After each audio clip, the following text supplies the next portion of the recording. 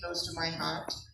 And of course, you've had a brilliant talk from Janaki, who is an old friend, as she pointed out, and one of my first authors one of the early authors when we started publishing. But if you'd indulge me, I'd like to put a few points before you that strike me as possible subjects for us to discuss or explore further. And I've just seen the agenda, and I think many of these are going to be taken up anyway.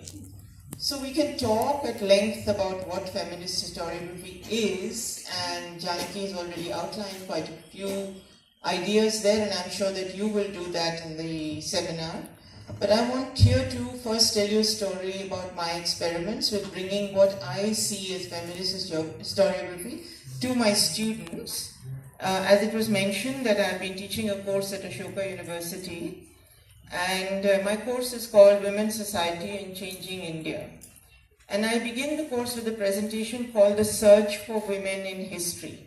And the question that I put to my students is, how do we trace something that has run its course, resulting in harmless absorption?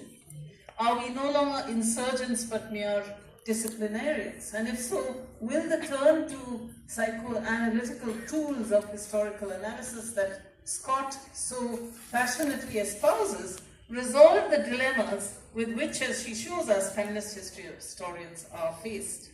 And I want to start by saying a caveat, which is that I'm speaking to you here today as a historian of modern India. So I will not be really addressing the enormous contributions that have been made by my colleagues in the study of ancient India and medieval India as well.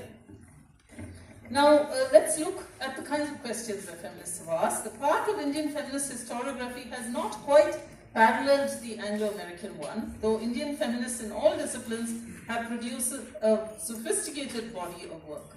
Feminist political engagement was closely and productively intertwined with scholarship, but the recovery of women as subjects